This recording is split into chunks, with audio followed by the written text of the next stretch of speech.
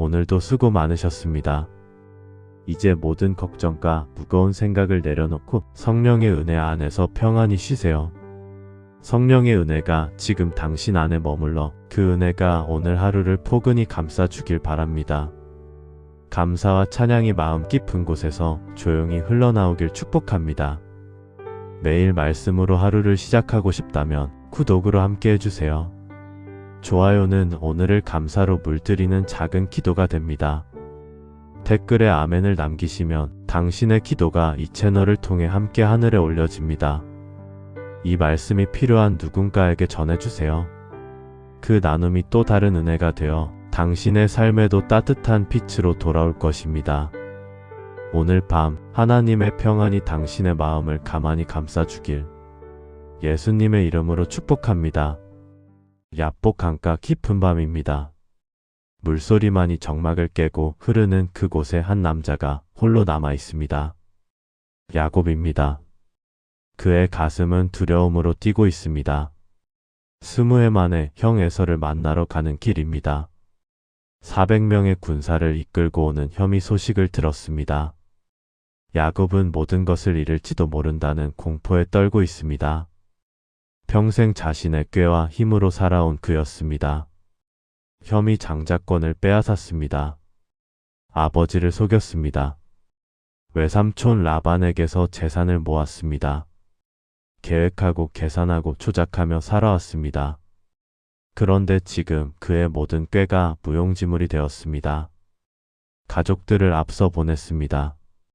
재산도 나누어 보냈습니다. 이제 남은 것은 오직 자기 자신뿐입니다. 혼자입니다. 완전히 혼자입니다.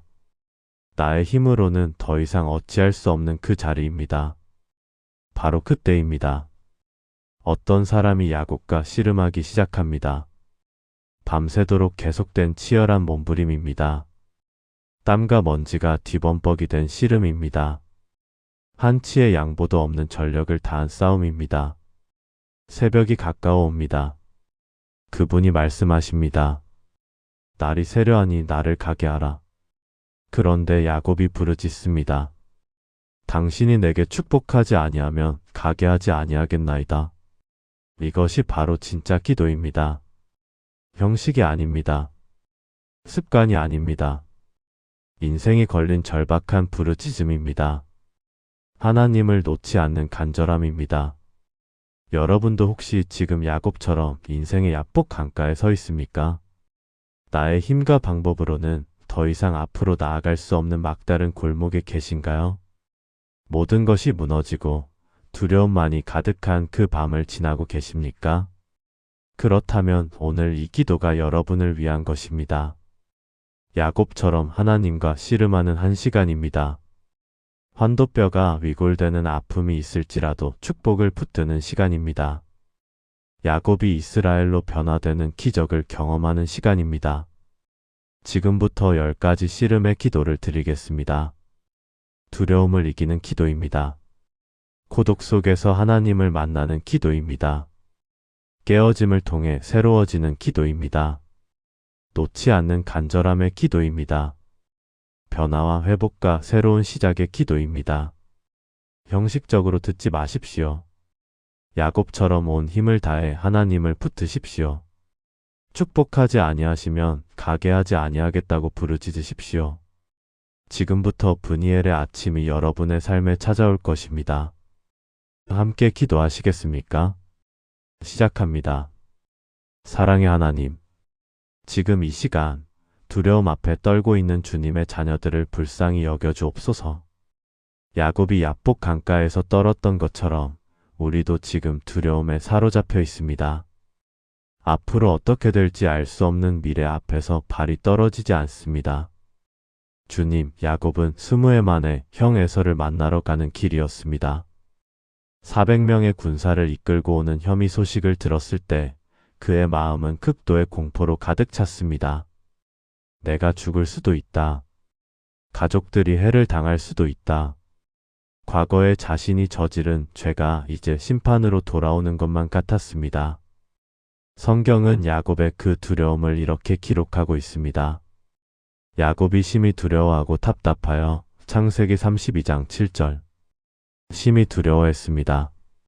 히브리어 원문으로 야레라는 단어입니다. 단순한 불안이 아니라 온 존재가 공포로 얼어붙는 상태를 뜻합니다. 답답했습니다. 차라르라는 단어인데 사방이 막혀서 숨조차 쉴 수 없는 절망을 의미합니다. 하나님, 이것이 바로 지금 우리의 상태입니다. 심히 두려워하고 답답합니다. 병원에서 진단을 기다리는 분이 계십니다. 검사 결과가 나쁠까봐 온 몸이 경직되어 있습니다. 사업이 기울어가는 분이 계십니다. 빚을 어떻게 갚아야 할지, 직원들 월급을 어떻게 줘야 할지 막막합니다. 관계가 깨진 분이 계십니다. 사랑하는 사람과의 관계가 회복될 수 있을지 두려움에 떨고 있습니다. 주님, 야곱의 두려움은 단순히 형이 무서워서만이 아니었습니다. 자신의 과거가 두려웠습니다. 자신이 저질렀던 죄악들이 이제 심판으로 돌아올 것 같았습니다. 내가 그때 형을 속이지 않았더라면, 내가 그때 정직했더라면, 후회와 죄책감이 그를 짓누르고 있었습니다. 우리도 그렇지 않습니까? 과거의 잘못된 선택들이 지금의 두려움을 만들어내고 있습니다. 그때 그렇게 하지 않았더라면, 그때 좀 더 지혜로웠더라면, 후회가 현재를 올가매고 있습니다. 그런데 주님, 놀라운 것은 하나님께서 야곱을 그 두려움 속에 홀로 남겨두셨다는 것입니다. 가족들을 앞서 보내게 하셨습니다. 재산도 나누어 보내게 하셨습니다. 모든 의지할 것들을 다 멀리 보내신 후 야곱을 완전히 혼자 남겨두셨습니다. 이것이 하나님의 방법입니다. 우리가 의지하던 모든 것들을 내려놓게 하십니다. 나의 꾀, 나의 힘, 나의 재산, 나의 관계, 이 모든 것들이 무용지물이 되는 자리로 우리를 이끄십니다. 왜냐하면 그 자리에서만 우리가 진정으로 하나님만을 붙들기 때문입니다. 실제로 한 성도님의 간증을 들었습니다. 사업이 완전히 망해서 빈털터리가 되었을 때 그분은 말했습니다. 이제 남은 것은 하나님밖에 없었습니다. 그런데 신기하게도 그때부터 하나님이 정말로 보이기 시작했습니다. 모든 것이 있을 때는 하나님이 선택지 중 하나였는데 아무것도 없을 때 하나님이 전부가 되었습니다. 주님, 우리의 두려움을 아십니다. 우리가 떨고 있는 것을 보고 계십니다. 그런데 그 두려움이 우리를 하나님께로 더 깊이 나아가게 하는 통로가 되게 하옵소서. 야곱은 두려움 속에서도 한 가지를 했습니다. 기도했습니다. 주께서 전에 내게 말씀하시기를 내가 반드시 내게 은혜를 베풀어 내 씨로 바다에 셀 수 없는 모래와 같이 많게 하리라 하셨나이다. 창세기 32장 12절. 두려워 떨면서도 하나님의 약속을 붙들었습니다. 주님이 약속하셨습니다. 이것이 믿음입니다. 주님, 우리에게도 그 믿음을 주옵소서. 두려움 속에서도 그러나 하나님은 이라고 고백할 수 있는 믿음을 주옵소서. 상황은 절망적이지만 하나님의 약속은 변함없다는 확신을 주옵소서. 지금 이 기도를 듣는 모든 분들에게 선포합니다. 여러분의 두려움이 아무리 크더라도 하나님은 더 크십니다. 여러분의 상황이 아무리 절망적이더라도 하나님의 약속은 변함이 없습니다.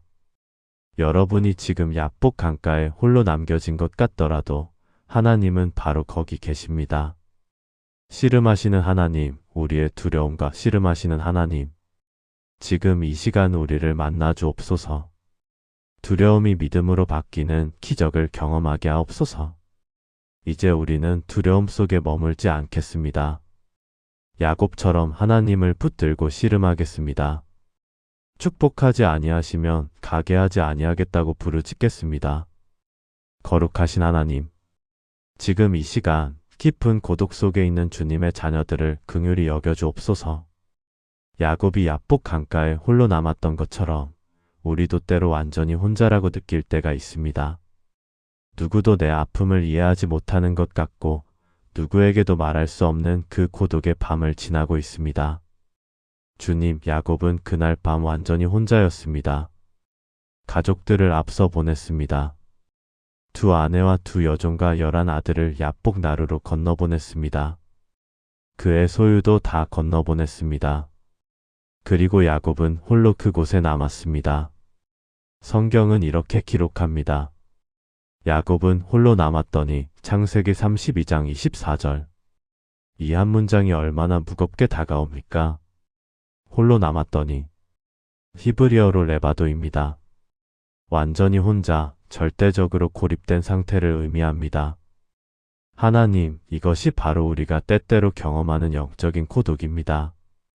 사람들에게 둘러싸여 있어도 혼자입니다. 가족이 있어도 혼자입니다. 교회에 나가도 혼자입니다. 아무도 내 마음을 알아주지 못하는 것 같은 그 깊은 외로움입니다. 암 진단을 받은 한 자매님이 고백했습니다. 가족들이 다 있었지만 그 두려움은 온전히 제 혼자만의 것이었어요. 아무리 설명해도 그들은 제가 느끼는 그 공포를 완전히 이해할 수 없었어요. 밤마다 혼자 울면서 정말 혼자구나 느꼈어요. 주님, 야곱의 고독에는 이유가 있었습니다. 평생 사람들 사이에서 꾀를 부리며 살았던 그였습니다.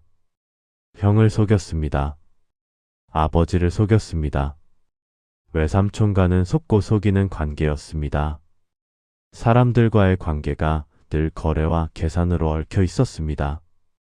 그런 그를 하나님은 홀로 남겨두셨습니다. 더 이상 속일 사람도 없고 거래할 사람도 없는 곳에 혼자 서게 하셨습니다.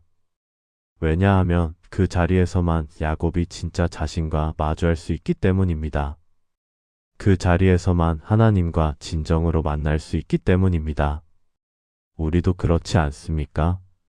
평소에는 너무 바쁩니다. 일도 해야 하고 사람들도 만나야 하고 SNS도 확인해야 합니다. 정신없이 살아갑니다. 그러다 보니 내가 누구인지, 내가 지금 어디로 가고 있는지 생각할 틈이 없습니다. 그런데 고독이 찾아옵니다. 병이 찾아오거나 실패가 찾아오거나 상실이 찾아옵니다. 그리고 우리는 홀로 남겨집니다. 모든 소음이 사라진 자리에서 우리는 비로소 우리 자신의 목소리를 듣습니다. 그리고 하나님의 음성을 듣게 됩니다. 시편 기자는 이렇게 고백했습니다. 고난당하기 전에는 내가 그릇 행하였더니 이제는 주의 말씀을 지키나이다. 시편 119편 67절. 고난이 고독이 우리를 하나님께로 돌아오게 합니다. 모든 것이 순조로울 때는 하나님이 필요 없는 것처럼 느껴집니다. 그러나 홀로 남겨졌을 때 우리는 비로소 하나님만이 우리의 전부라는 것을 깨닫게 됩니다. 한 목사님이 이런 말씀을 하셨습니다. 하나님은 때때로 우리를 영적인 광야로 이끄십니다. 거기에는 아무도 없습니다. 아무 소리도 들리지 않습니다. 그런데 바로 그곳에서 우리는 하나님의 음성을 가장 또렷하게 듣게 됩니다. 고독은 저주가 아니라 하나님을 만나는 성소입니다. 주님, 지금 고독 속에 있는 모든 분들에게 말씀하옵소서. 여러분이 홀로 있다고 느끼는 그 자리에 하나님이 계십니다. 여러분을 버린 것이 아니라 더 깊이 만나시려고 그 자리로 이끄신 것입니다. 야곱은 그 고독한 밤에 하나님을 만났습니다. 사람들이 다 떠나고 난 후 하나님이 오셨습니다. 모든 소음이 사라진 후 하나님의 음성이 들렸습니다. 모든 의지할 것들이 사라진 후 하나님만이 남으셨습니다. 이것이 하나님의 방법입니다.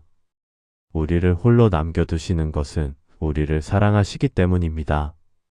고독을 허락하시는 것은 우리와 더 깊이 교제하시기 위함입니다. 지금 이 기도를 듣고 계신 모든 분들께 선포합니다. 여러분의 고독은 헛되지 않습니다. 그 고독 속에서 하나님이 일하고 계십니다. 여러분을 연단하시고 빚으시고 새롭게 하고 계십니다. 외로우십니까? 그 외로움 속에서 하나님을 부르십시오. 혼자라고 느끼십니까? 그 자리에 하나님이 계십니다.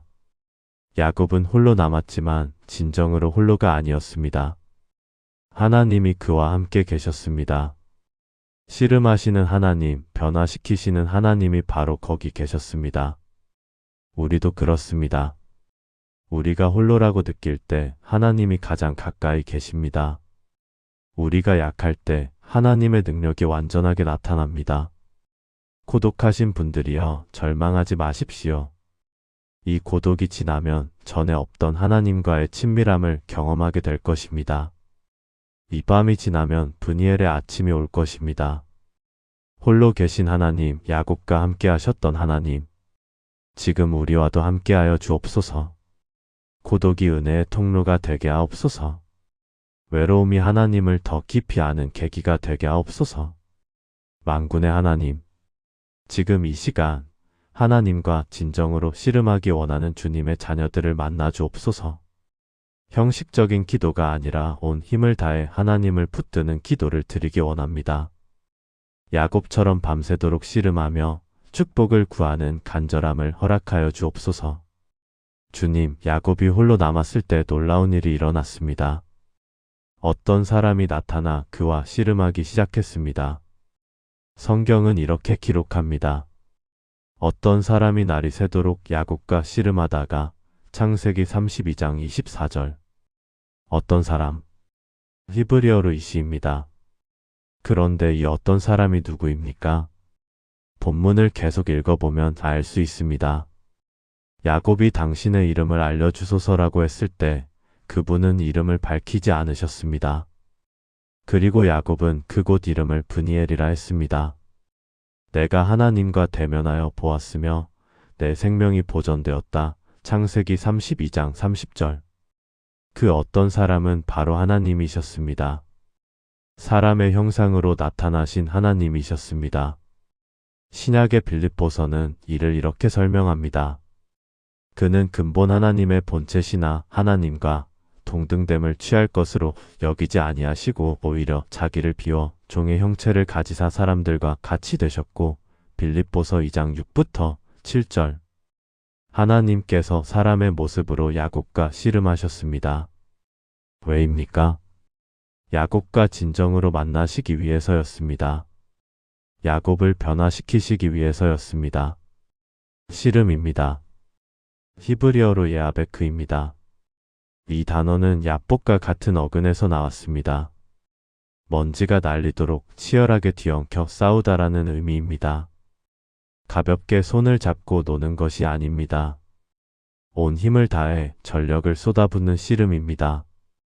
주님, 진짜 기도는 이런 것입니다. 하나님과 씨름하는 것입니다. 온 힘을 다해 하나님을 붙드는 것입니다. 주님, 응답하지 않으시면 저는 이 자리를 떠나지 않겠습니다. 우리의 기도는 어떻습니까?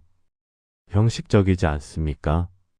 습관적으로 무릎 꿇고 정해진 기도문을 읊조리다가 일어서지 않습니까? 진짜 간절함이 있습니까? 진짜 온 힘을 다하고 있습니까? 한 전도사님이 이런 간증을 하셨습니다. 저는 오랫동안 기도 응답을 받지 못했습니다. 그런데 어느 날 깨달았습니다. 제가 진짜 기도한 적이 없었다는 것을요. 그냥 기도하는 신용만 했지 진심으로 하나님과 씨름한 적이 없었어요. 그날부터 저는 변했습니다. 금식하며 밤새 기도하며 정말 온 힘을 다해 하나님을 붙들었습니다. 그리고 3개월 후 놀라운 응답이 왔습니다. 주님, 우리에게도 그 간절함을 주옵소서. 형식이 아니라 진심으로 하나님을 붙드는 기도를 드리게 하옵소서. 야곱과 하나님의 씨름은 날이 새도록 계속되었습니다. 한두 시간이 아닙니다. 밤새도록입니다. 지치지 않고 포기하지 않고 계속 씨름했습니다. 이것이 바로 간절함입니다. 쉽게 포기하지 않습니다. 한번 기도하고 응답이 없다고 그만두지 않습니다. 계속 붙들고 계속 구하고 계속 씨름합니다. 예수님께서도 이렇게 말씀하셨습니다. 구하라 그리하면 너희에게 주실 것이요 찾으라 그리하면 찾아낼 것이요 문을 두드리라 그리하면 너희에게 열릴 것이니 마태복음 7장 7절. 구하라. 계속 구하라는 의미입니다. 찾으라. 계속 찾으라는 의미입니다. 두드리라. 계속 두드리라는 의미입니다. 한번 기도하고 끝나는 것이 아닙니다. 응답받을 때까지 계속하는 것입니다. 야곱처럼 날이 새도록 씨름하는 것입니다. 그런데 놀라운 것은 하나님께서 먼저 씨름을 시작하셨다는 것입니다. 야곱이 하나님께 덤빈 것이 아닙니다. 하나님께서 야곱에게 오셔서 씨름을 시작하신 것입니다. 이것이 무엇을 의미합니까? 하나님께서 야곱을 변화시키기 원하셨다는 것입니다. 야곱과 진정한 관계를 맺기 원하셨다는 것입니다. 야곱을 사랑하셨다는 것입니다. 하나님은 지금도 우리와 씨름하기 원하십니다. 형식적인 관계가 아니라 진짜 관계를 원하십니다. 우리가 온 힘을 다해 하나님을 붙들기를 원하십니다. 우리가 축복하지 아니하시면 가게 하지 아니하겠나이다라고 부르짖기를 원하십니다. 지금 이 기도를 듣는 모든 분들께 선포합니다. 하나님은 여러분과 씨름하기 원하십니다.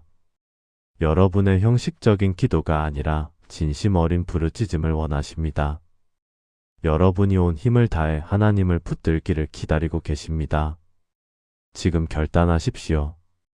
더 이상 형식적으로 기도하지 않겠다고 결단하십시오. 야곱처럼 밤새도록 하나님과 씨름하겠다고 결단하십시오. 축복받을 때까지 놓지 않겠다고 결단하십시오. 씨름하시는 하나님, 우리와 진정으로 만나기 원하시는 하나님, 지금 이 시간 우리와 씨름하여 주옵소서. 우리의 형식을 깨뜨리시고 진짜 간절함을 주옵소서. 온 힘을 다해 하나님을 붙들게 하옵소서. 우리는 더 이상 가볍게 기도하지 않겠습니다.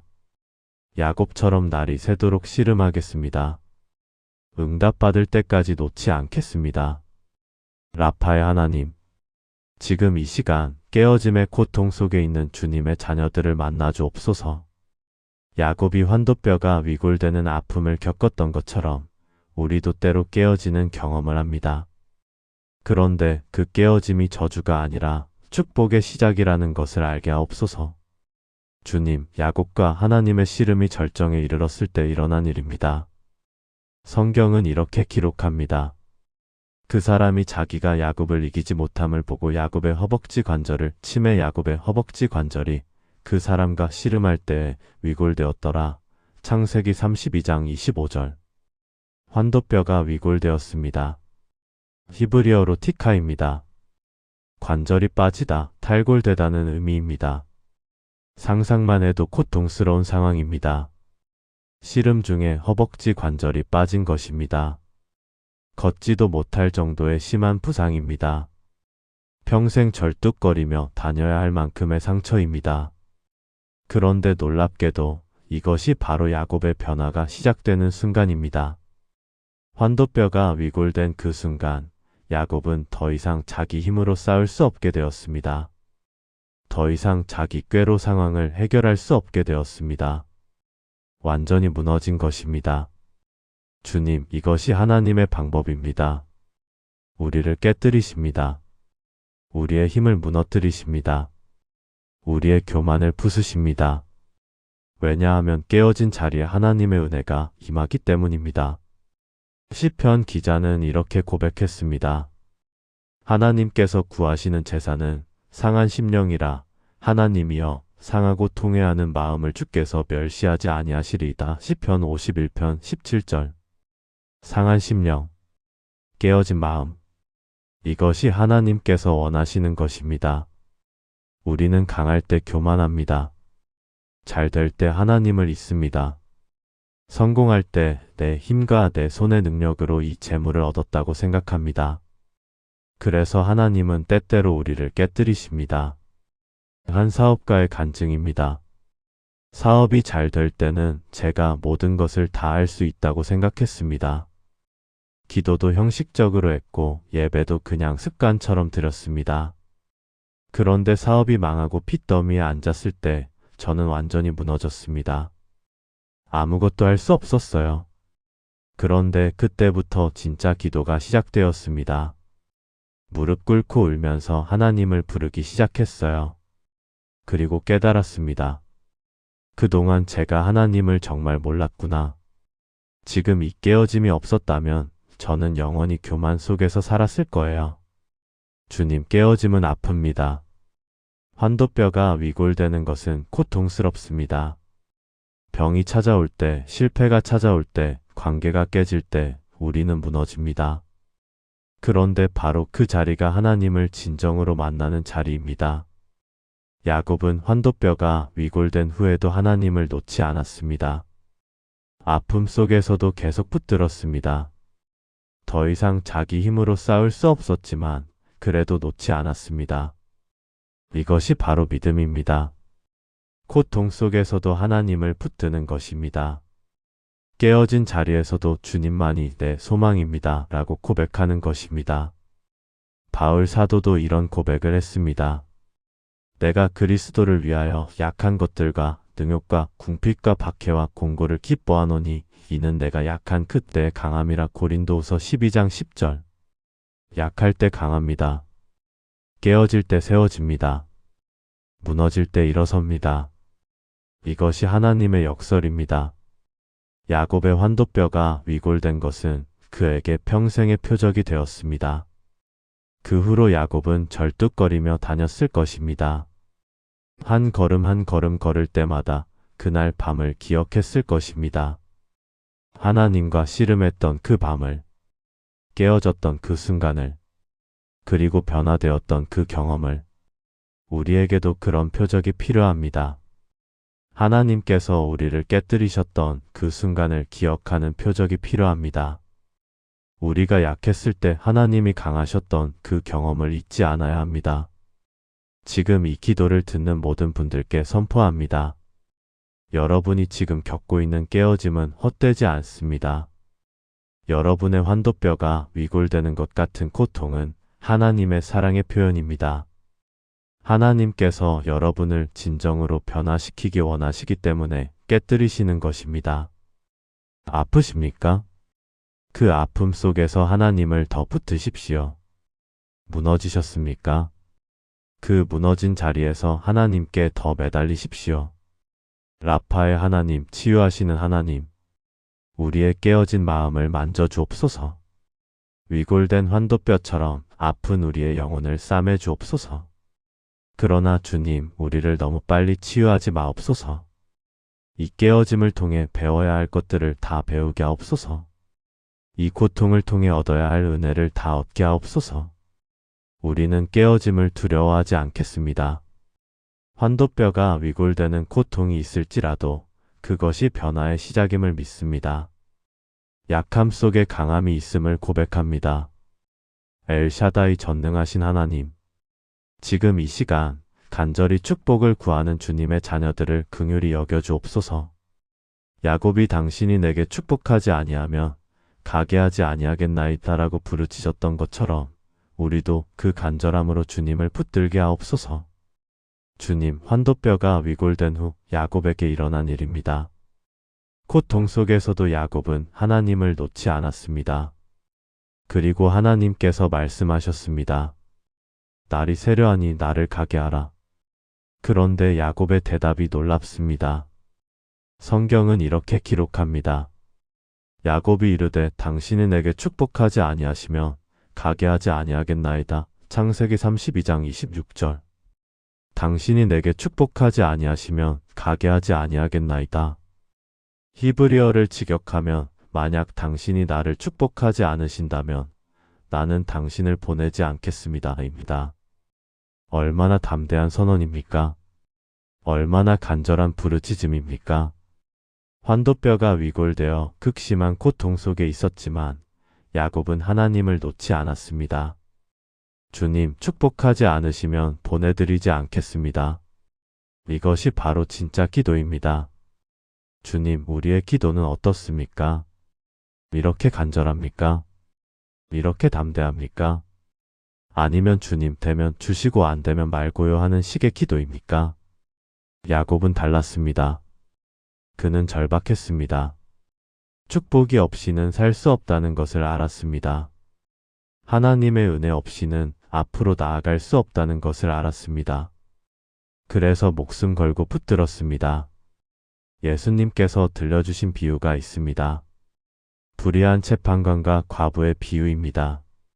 한 과부가 있어 자주 그에게 가서 내 원수에 대한 나의 원한을 풀어주소서 하되 그가 얼마 동안 듣지 아니하다가 후에 속으로 생각하되 내가 하나님을 두려워하지 않고 사람을 무시하나 이 과부가 나를 괴롭히니 내가 그 원한을 풀어주리라. 누가복음 18장 3부터 5절. 과부는 포기하지 않았습니다. 계속 찾아갔습니다. 계속 구했습니다. 계속 두드렸습니다. 결국 불의한 재판관도 그녀의 간절함에 응답했습니다. 그리고 예수님께서 말씀하십니다. 하물며 하나님께서 그 밤낮 부르짖는 택하신 자들의 원한을 풀어주지 아니하시겠느냐. 누가복음 18장 7절. 하나님은 불의한 재판관이 아니십니다. 우리를 사랑하시는 아버지이십니다. 우리가 간절히 구하면 반드시 응답하십니다. 한 자매님의 간증입니다. 저는 7년 동안 아이를 갖지 못했습니다. 병원에서는 임신이 불가능하다고 했어요. 그런데 저는 포기하지 않았습니다. 야곱처럼 하나님을 붙들었어요. 주님, 축복하지 않으시면 저는 이 기도를 멈추지 않겠습니다. 매일 새벽 금식하며 기도했어요. 3년이 더 지났을 때 기적이 일어났습니다. 임신한 것입니다. 지금 그 아이가 5살인데요. 저는 그 아이를 볼 때마다 야곱의 기도를 생각합니다. 놓지 않는 간절함, 그것이 기적을 만들었어요. 주님, 우리에게도 그 간절함을 주옵소서. 쉽게 포기하지 않는 믿음을 주옵소서. 야곱처럼 축복하지 아니하시면 가게 하지 아니하겠나이다라고 부르짖는 담대함을 주옵소서. 야곱의 간절함에는 이유가 있었습니다. 그는 자신의 과거를 알았습니다. 형을 속이고 아버지를 속이고 도망쳐 나왔던 그 과거를 알았습니다. 그리고 지금 형을 만나러 가는 길입니다. 400명의 군사를 이끌고 오는 형 앞에서 자신의 힘으로는 어찌할 수 없다는 것을 알았습니다. 그래서 야곱은 절박했습니다. 하나님의 축복이 없으면 죽는다는 것을 알았습니다. 하나님의 은혜가 없으면 살 수 없다는 것을 알았습니다. 우리도 그것을 깨달아야 합니다. 하나님의 축복 없이는 우리가 한 발짝도 나아갈 수 없다는 것을, 하나님의 은혜 없이는 우리가 살 수 없다는 것을 지금 이 기도를 듣는 모든 분들께 선포합니다. 여러분의 간절함이 하나님을 움직입니다. 여러분의 눈물이 하늘에 상달됩니다. 여러분이 놓지 않고 붙드는 그 기도를 하나님께서 반드시 들으십니다. 포기하지 마십시오. 한두 번 기도하고 응답이 없다고 그만두지 마십시오. 야곱처럼 밤새도록 환도뼈가 위골되는 고통 속에서도 놓지 마십시오. 하나님은 여러분의 간절함을 아십니다. 여러분의 눈물을 보고 계십니다. 여러분의 부르짖음을 들으시고 계십니다. 조금만 더 붙으십시오. 조금만 더 구하십시오. 조금만 더 두드리십시오. 응답은 반드시 옵니다. 엘샤다이 전능하신 하나님, 우리의 간절함을 받아 주옵소서. 우리의 부르짖음에 응답하여 주옵소서. 우리는 놓지 않겠습니다. 야곱처럼 축복하지 아니하시면 가게 하지 아니하겠나이다라고 부르짖겠습니다. 응답받을 때까지 이 자리를 떠나지 않겠습니다. 새롭게 하시는 하나님, 지금 이 시간 변화를 간절히 원하는 주님의 자녀들을 만나 주옵소서. 야곱이 이스라엘로 이름이 바뀌었던 것처럼 우리의 정체성도 새롭게 되기를 원합니다. 과거의 우리가 아니라 하나님께서 원하시는 새로운 모습으로 변화되게 하옵소서.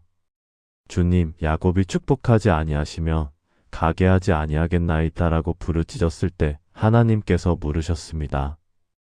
내 이름이 무엇이냐? 성경은 이렇게 기록합니다. 그 사람이 이르되 내 이름이 무엇이냐? 그가 이르되 야곱이니이다. 창세기 32장 27절. 내 이름이 무엇이냐? 하나님께서 야곱의 이름을 모르셔서 물으신 것이 아닙니다. 야곱으로 하여금 자신이 누구인지 고백하게 하시기 위함이었습니다. 야곱, 히브리어로 야코브입니다. 발뒤꿈치를 잡다, 속이다, 대신하다라는 의미입니다. 태어날 때부터 형 에서의 발뒤꿈치를 잡고 나온 그였습니다.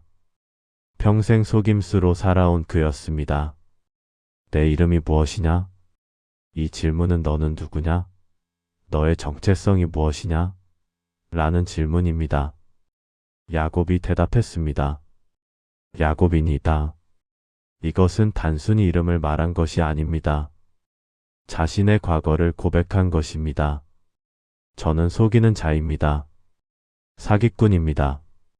발뒤꿈치를 잡고 남을 넘어뜨리려는 자입니다. 주님, 이것이 바로 회개입니다. 내가 누구인지 정직하게 고백하는 것입니다. 내 과거를 숨기지 않고 하나님 앞에 드러내는 것입니다. 우리도 그렇게 고백해야 합니다. 주님, 저는 죄인입니다. 저는 연약한 자입니다. 저는 실패한 자입니다. 정직한 고백이 변화의 시작입니다. 한 목사님이 이런 설교를 하셨습니다. 하나님께서 내 이름이 무엇이냐고 물으실 때 그것은 너의 진짜 모습을 내게 보이라는 것입니다. 우리는 늘 가면을 쓰고 살아갑니다. 교회에서는 좋은 신앙인인 척, 세상에서는 성공한 사람인 척. 그런데 하나님 앞에서는 그 모든 가면을 벗어야 합니다. 저는 야곱입니다. 속이는 자입니다. 연약한 자입니다. 이 고백이 있어야 변화가 시작됩니다. 야곱이 자신의 이름을 고백하자 하나님께서 말씀하셨습니다. 그 사람이 이르되 내 이름을 다시는 야곱이라 부를 것이 아니요 이스라엘이라 부를 것이니 이는 내가 하나님과 및 사람들과 겨루어 이겼음이니라. 창세기 32장 28절. 이스라엘, 히브리어로 이스라엘입니다. 하나님과 겨루어 이기다, 하나님의 왕자라는 의미입니다. 완전히 새로운 정체성입니다. 야곱, 속이는 자에서 이스라엘, 하나님의 왕자로 바뀐 것입니다. 사기꾼에서 하나님과 씨름하여 이긴 자로 변화된 것입니다. 주님, 이것이 바로 복음입니다. 우리의 과거가 우리를 정의하지 않습니다. 우리가 누구였는지가 아니라 하나님께서 우리를 누구라고 부르시는지가 중요합니다. 바울 사도는 이렇게 말했습니다. 그런즉 누구든지 그리스도 안에 있으면 새로운 피조물이라 이전 것은 지나갔으니 보라 새 것이 되었도다. 고린도후서 5장 17절. 새로운 피조물입니다. 이전 것은 지나갔습니다. 새 것이 되었습니다. 과거에 여러분이 무엇을 했든, 어떤 죄를 지었든, 어떤 실패를 했든 그것이 여러분을 정의하지 않습니다. 하나님께서 여러분에게 주신 새 이름이 여러분의 정체성입니다. 한 자매님의 간증입니다. 저는 과거에 많은 죄를 지었습니다. 그 죄책감이 저를 짓눌렀어요. 나 같은 사람이 어떻게 하나님께 쓰임받을 수 있겠어? 늘 그렇게 생각했습니다. 그런데 어느 날 야곱의 이야기를 묵상하다가 깨달았어요. 하나님은 야곱을 야곱이라고 부르지 않으시고 이스라엘이라고 부르셨다는 것을요. 나도 마찬가지예요. 하나님은 나를 죄인이라고 부르지 않으세요. 사랑하는 딸, 하나님의 자녀라고 부르세요. 그날부터 저는 변했습니다. 과거의 나에게 갇히지 않고 하나님께서 주신 새 정체성으로 살기 시작했어요. 주님, 우리에게도 새 이름을 주옵소서. 과거의 우리가 아니라 하나님께서 보시는 우리로 살게 하옵소서. 야곱은 그날 이후 이스라엘이 되었습니다. 더 이상 속임수로 살지 않았습니다. 더 이상 자기 꾀를 의지하지 않았습니다. 하나님을 의지하며 살았습니다. 우리도 그렇게 변화되어야 합니다. 과거의 습관, 과거의 죄, 과거의 실패에서 벗어나야 합니다. 하나님께서 주신 새 정체성으로 살아야 합니다. 지금 이 기도를 듣는 모든 분들께 선포합니다. 여러분의 과거는 여러분을 정의하지 않습니다. 여러분이 누구였는지가 아니라 하나님께서 여러분을 누구라고 부르시는지가 중요합니다. 하나님은 여러분을 죄인이라고 부르지 않으십니다. 실패자라고 부르지 않으십니다. 연약한 자라고 부르지 않으십니다. 하나님은 여러분을 사랑하는 자녀, 하나님의 왕자와 공주, 새로운 피조물이라고 부르십니다. 그 이름으로 사십시오. 그 정체성으로 사십시오. 과거에 갇히지 말고 하나님께서 주신 미래를 향해 나아가십시오. 새롭게 하시는 하나님, 우리에게 새 이름을 주옵소서. 야곱이 이스라엘이 되었듯 우리도 완전히 새로워지게 하옵소서. 우리는 더 이상 과거의 우리가 아닙니다. 하나님께서 주신 새 이름으로 살겠습니다. 새로운 피조물로 살겠습니다. 거룩하신 하나님, 지금 이 시간 하나님의 임재를 갈망하는 주님의 자녀들을 만나 주옵소서. 야곱이 브니엘에서 하나님의 얼굴을 대면했던 것처럼 우리도 하나님을 진정으로 만나는 은혜를 경험하게 하옵소서. 주님, 야곱이 이스라엘이라는 새 이름을 받은 후 그가 한 일이 있습니다. 하나님께 물었습니다. 당신의 이름을 알려주소서. 그런데 하나님께서는 이름을 밝히지 않으시고 야곱을 축복하셨습니다. 그리고 성경은 이렇게 기록합니다. 야곱이 그곳 이름을 브니엘이라 하였으니 그가 이르기를 내가 하나님과 대면하여 보았으며 내 생명이 보존되었다 함이더라. 창세기 32장 30절. 브니엘, 히브리어로 푸니엘입니다. 하나님의 얼굴이라는 의미입니다. 내가 하나님과 대면하여 보았으며 히브리어로 라이티 엘로임 파님 엘파님입니다. 얼굴과 얼굴을 맞대고 하나님을 보았다는 의미입니다. 야곱은 하나님을 만났습니다. 진짜로 만났습니다. 형식이 아니라 실제로 만났습니다. 밤새도록 씨름하며 환도뼈가 위골되며 새 이름을 받으며 하나님과 대면했습니다. 주님, 우리도 그 경험이 필요합니다. 하나님을 진정으로 만나는 경험이 필요합니다. 교리로만 아는 하나님이 아니라 직접 만나 경험하는 하나님이 필요합니다. 야곱은 내 생명이 보존되었다고 말했습니다. 구약시대에는 하나님을 보면 죽는다고 믿었습니다. 모세도 하나님의 얼굴을 보고 살 자가 없다고 했습니다. 그런데 야곱은 하나님과 대면하고도 살았습니다. 왜냐하면 하나님께서 그를 사랑하셨기 때문입니다. 그를 변화시키기 원하셨기 때문입니다. 그와 진정한 관계를 맺기 원하셨기 때문입니다. 예수님께서도 이렇게 말씀하셨습니다. 나를 본 자는 아버지를 보았거늘. 요한복음 14장 9절. 예수님을 통해 우리는 하나님을 볼 수 있습니다. 예수님과의 만남이 바로 하나님과의 대면입니다. 한 집사님의 간증입니다. 저는 30년 동안 교회를 다녔지만 하나님을 만난 적이 없었습니다. 그냥 습관처럼 예배드리고 기도하고 헌금하고. 그런데 큰 병에 걸렸을 때 처음으로 진짜 기도를 했어요. 밤새 울면서 하나님을 부르짖었습니다. 그날 밤 저는 하나님을 만났습니다. 말로 설명할 수 없는 평안과 위로가 임했어요. 아, 하나님이 정말 계시구나. 나를 사랑하시는구나. 그 경험 이후 제 신앙이 완전히 바뀌었습니다. 이제는 하나님을 아는 것이 아니라 하나님과 함께 삽니다.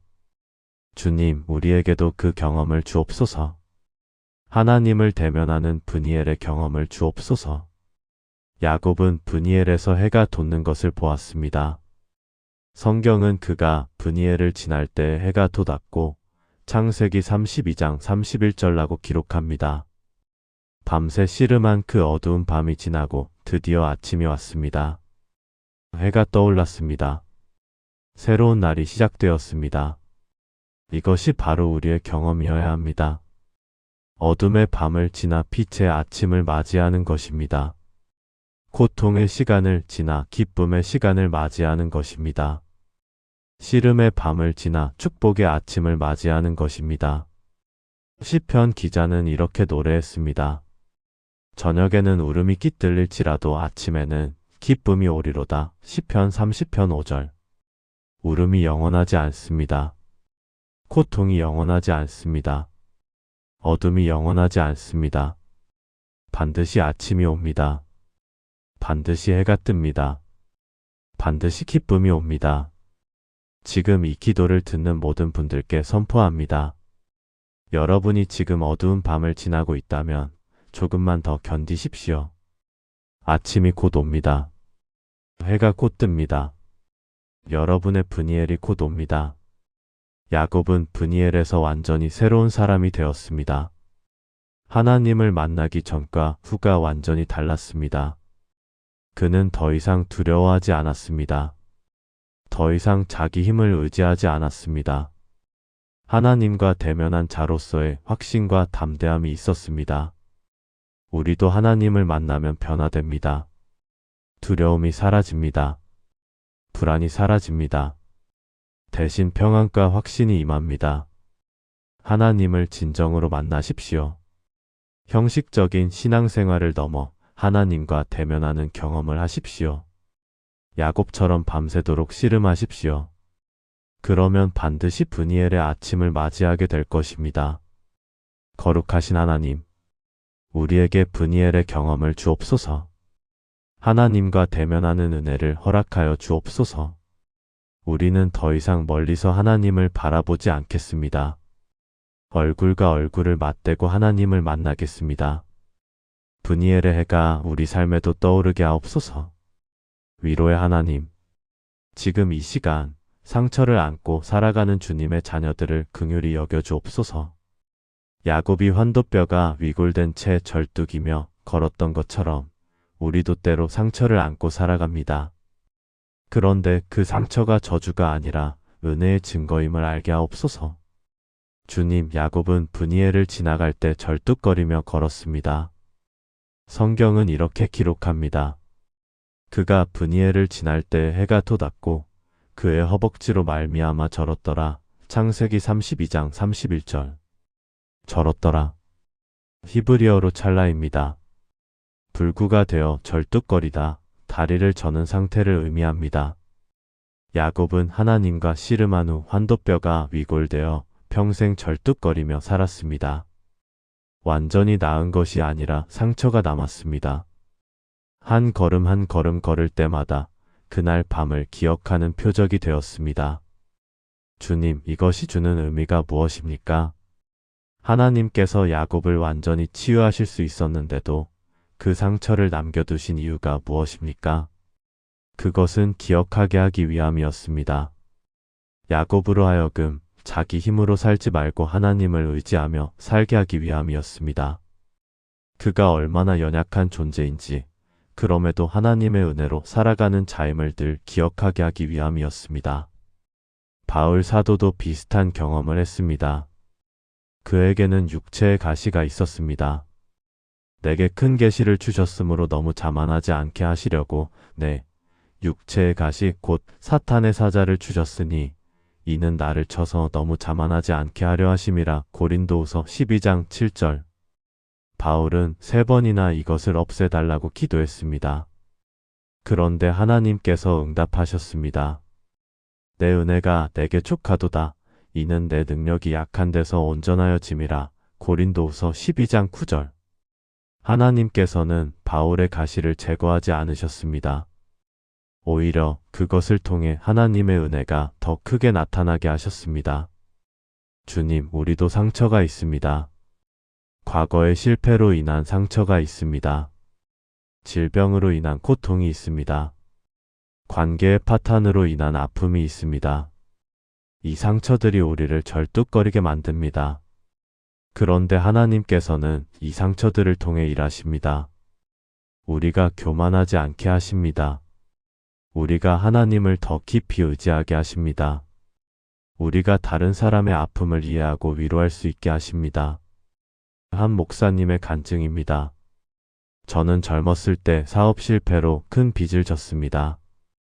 그 상처가 너무 커서 한동안 사람들을 만날 수가 없었어요. 실패자라는 낙인이 제 가슴에 찍혀 있는 것 같았습니다. 그런데 세월이 지나고 보니 그 실패가 제 목회의 가장 큰 자산이 되었어요. 실패한 사람들, 좌절한 사람들의 아픔을 제가 이해할 수 있었거든요.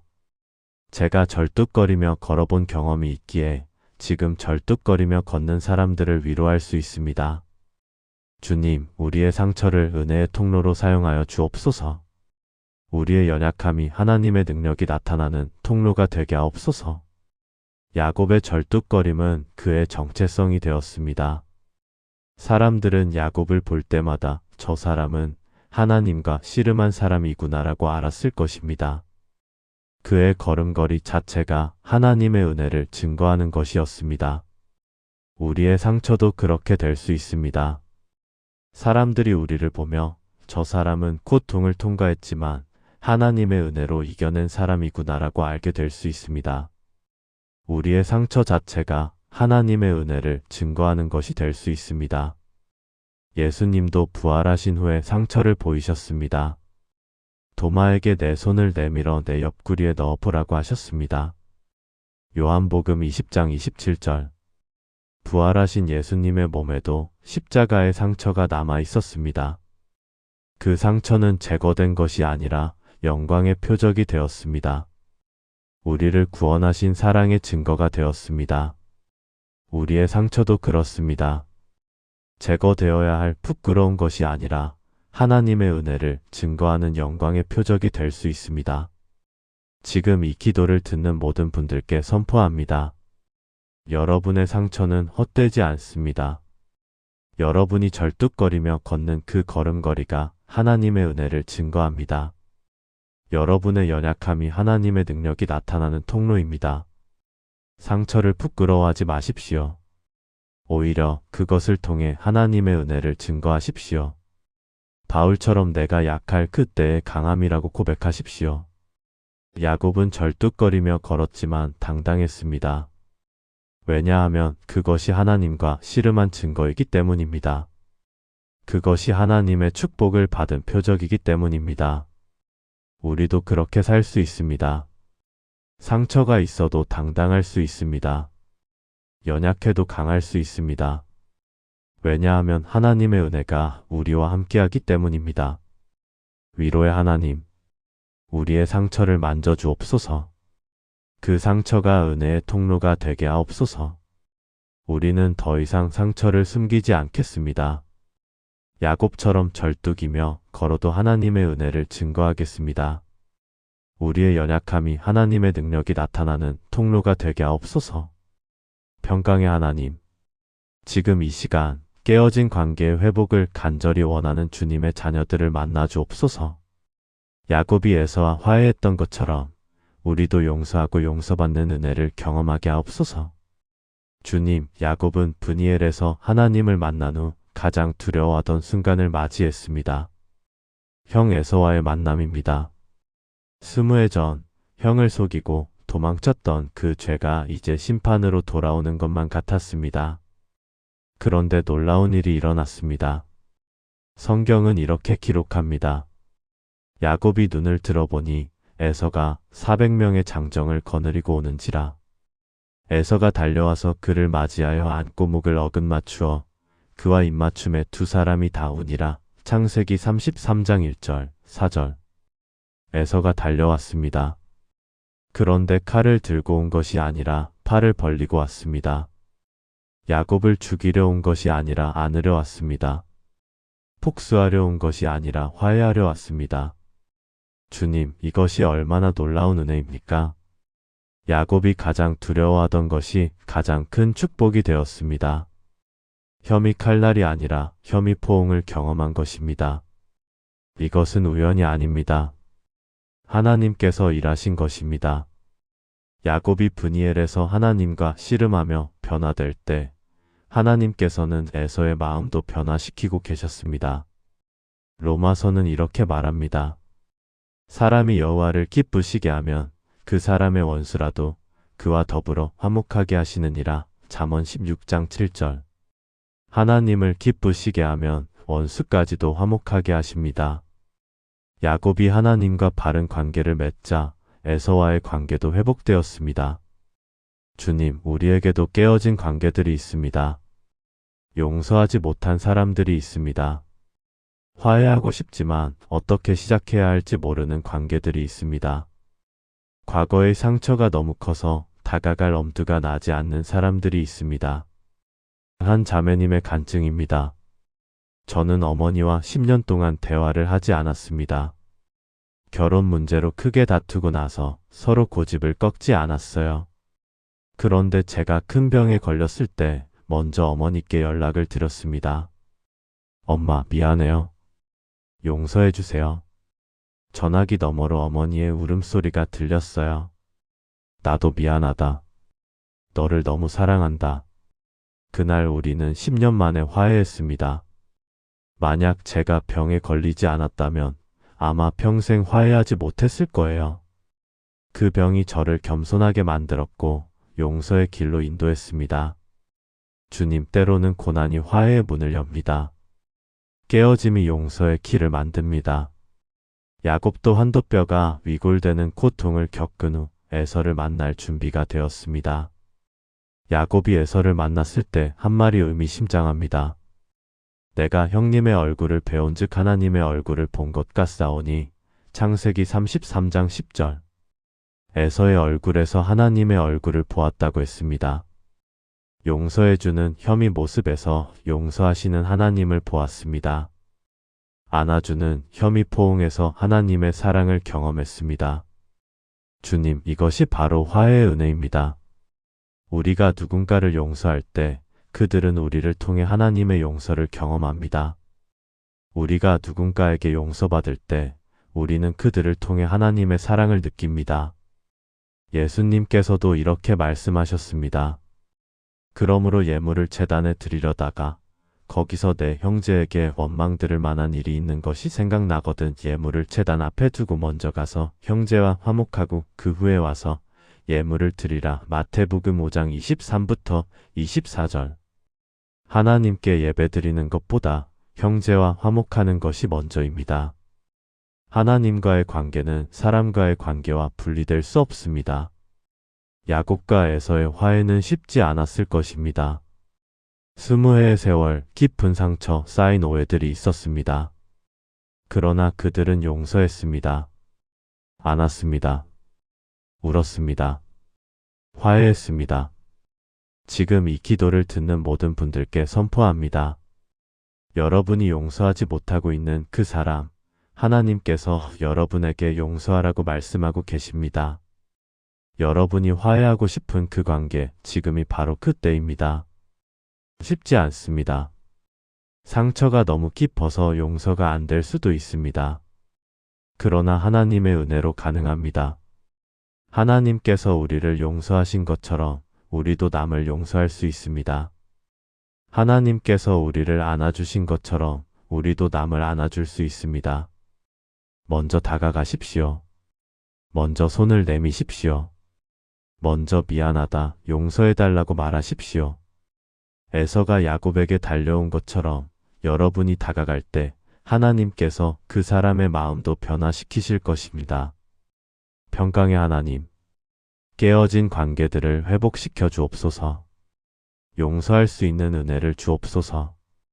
우리는 더 이상 미움과 원망에 갇혀 살지 않겠습니다.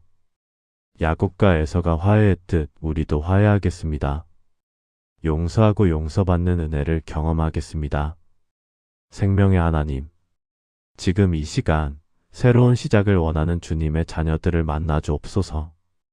야곱이 야복 강가의 경험 이후 완전히 새로운 삶을 살았던 것처럼 우리도 변화된 삶을 살아갈 수 있는 능력을 주옵소서. 주님, 야곱의 이야기는 야복 강가에서 끝나지 않았습니다. 그 후 야곱은 완전히 다른 사람으로 살았습니다. 더 이상 속임수를 쓰지 않았습니다. 더 이상 자기 꾀를 의지하지 않았습니다. 하나님을 의지하며 정직하게 살았습니다. 성경은 야곱이 세겜에 도착해서 한 일을 기록합니다. 거기에 제단을 쌓고 그 이름을 엘엘로헤 이스라엘이라 하였더라. 창세기 33장 20절. 엘엘로헤 이스라엘. 이스라엘의 하나님이라는 의미입니다. 야곱은 자신의 새 이름 이스라엘과 하나님을 연결시켰습니다. 나는 이스라엘이고 이분은 이스라엘의 하나님이시다. 이것이 그의 새로운 정체성이었습니다. 주님, 진짜 변화는 이런 것입니다. 한순간의 감동이 아니라 지속되는 삶의 변화입니다. 야복 강가에서의 경험을 일상에서 살아내는 것입니다. 우리도 때때로 은혜의 순간을 경험합니다. 기도 응답을 받고 치유를 경험하고 하나님의 임재를 느낍니다. 그런데 그 경험이 일상에서 지속되지 못할 때가 많습니다. 은혜 받은 주일과 평범한 월요일 사이에 큰 간격이 있습니다. 한 형제님의 간증입니다. 저는 작년에 큰 은혜를 받았습니다. 부흥회에서 성령의 은혜를 체험했고 삶이 변할 거라고 확신했어요. 그런데 일주일 후 저는 예전과 똑같이 살고 있었습니다. 똑같이 화내고 똑같이 욕하고 똑같이 세상적으로 살았어요. 그때 깨달았습니다. 진짜 변화는 감정이 아니라 매일의 선택이라는 것을요. 그 후로 저는 매일 아침 무릎 꿇고 오늘도 주님과 함께 살겠습니다 라고 고백합니다. 그리고 하루 동안 그 고백대로 살려고 노력해요. 완벽하지는 않지만 분명히 변하고 있습니다. 주님, 우리에게도 그 능력을 주옵소서. 야복 강가의 경험을 일상에서 살아낼 수 있는 능력을 주옵소서. 바울 사도는 이렇게 말했습니다. 내가 그리스도와 함께 십자가에 못 박혔나니 그런즉 이제는 내가 사는 것이 아니요 오직 내 안에 그리스도께서 사시는 것이라. 갈라디아서 2장 20절. 내가 사는 것이 아니라 그리스도께서 사십니다. 이것이 변화된 삶입니다. 내 힘이 아니라 그리스도의 능력으로 사는 삶입니다. 야곱도 그렇게 살았습니다. 더 이상 야곱의 힘으로 살지 않았습니다. 이스라엘의 하나님의 능력으로 살았습니다. 환도뼈가 위골된 채 절뚝거리며 걸었지만 그 연약함 속에 하나님의 능력이 나타났습니다. 우리도 그렇게 살 수 있습니다. 내 힘이 아니라 하나님의 능력으로 살 수 있습니다. 내 지혜가 아니라 하나님의 지혜로 살 수 있습니다. 내 의지가 아니라 성령의 인도하심을 따라 살 수 있습니다. 예수님께서 말씀하셨습니다. 나를 떠나서는 너희가 아무것도 할 수 없음이라. 요한복음 15장 5절. 예수님을 떠나서는 아무것도 할 수 없습니다. 그러나 예수님과 함께라면 모든 것을 할 수 있습니다. 야곱은 야복 강가 이후 여러 어려움을 겪었습니다.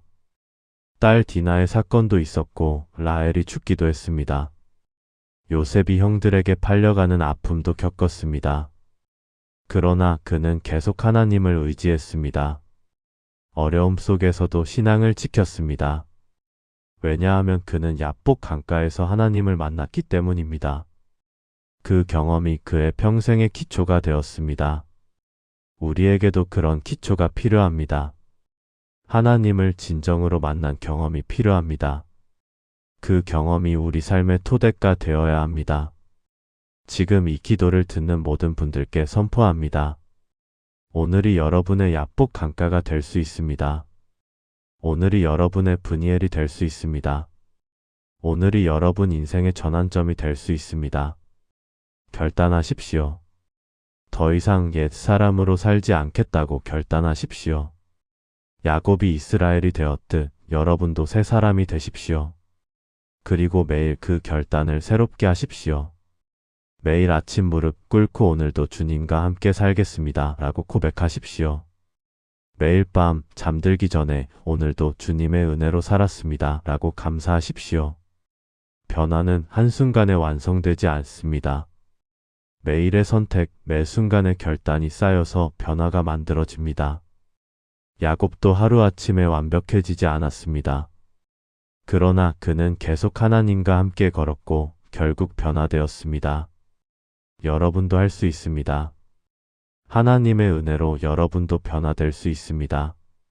생명의 하나님, 우리에게 새로운 시작을 허락하여 주옵소서. 변화된 삶을 살아갈 수 있는 능력을 주옵소서.